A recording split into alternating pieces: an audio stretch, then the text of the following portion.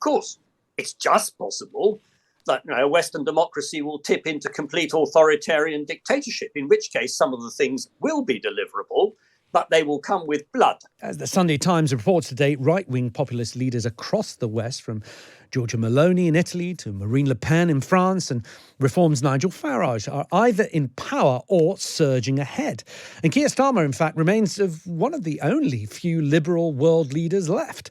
So today we're asking, is liberalism dead? Is the world order that we knew just 9 years ago, leaders like Justin Trudeau, Barack Obama, Angela Merkel, David Cameron, shared a common faith in open trade, multilateralism and democratic solidarity, is that all disappearing? Well, joining us now with his reflections is former Attorney General and Conservative MP, Dominic Grieve. Dominic, welcome to the show. Nice to have you on. Thank you.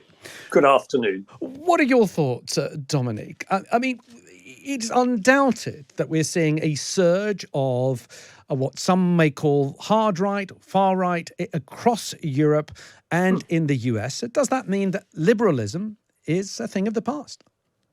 I don't think it means that liberalism is a thing of the past. I think it does mean that the right is surging, that there is anger in democratic countries, Western democracies, with the current state of affairs, particularly the economies in Europe, less so in the United States, and flatlining. There's a great deal of anger over immigration and its sustained levels over a long period, and the feeling that people feel they've been soft-soaped on the issue.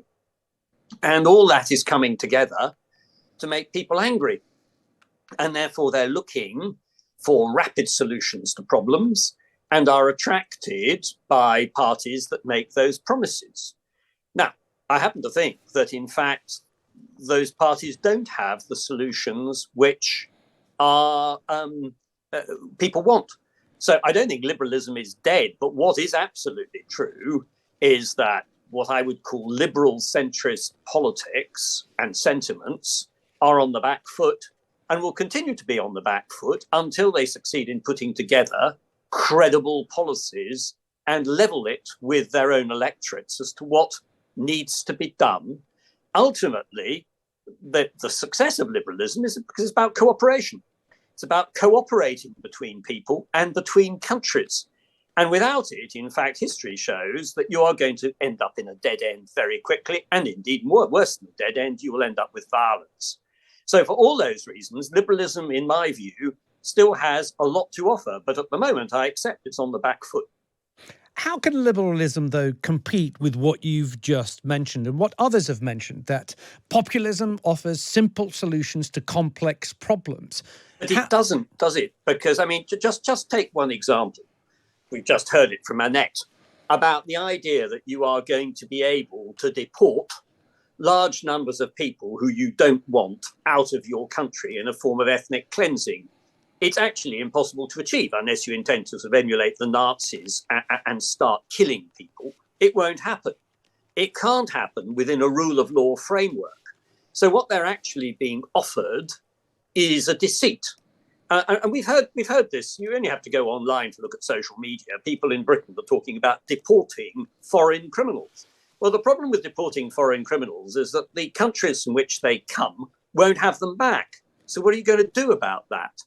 In reality, the reality and the theory are completely different issues. So actually, the authoritarians who are succeeding at the moment and appealing to their electorate don't have the solutions. They certainly don't have the economic solutions. What are the economic solutions to the current flatlining of Western European economies? Well, they're certainly not putting up tariff barriers. They're certainly not cooperating to create single markets. One of the reasons why the UK economy is in a bad way at the moment, it's not the only reason, but one of the reasons is because of Brexit. Because we've cut ourselves off from our most important market and raised difficulties in trade, which are impacting on every single business and on our financial sector. So, these are illogical positions. They sound good. But on the other hand, I do entirely accept that the blame lies with many politicians in the Liberal centre who have also been selling or failing to level it, as I say, with the electorate about some of the problems we've now got. How can you be so sure that the populists don't have those answers. I mean, you've made a very good case, but then you only have to look across to the US, where we've had a first term of Donald Trump, some very populist proposals in his first term, some that he failed to completely deliver on, and yet 4 years later, he's back in the White House.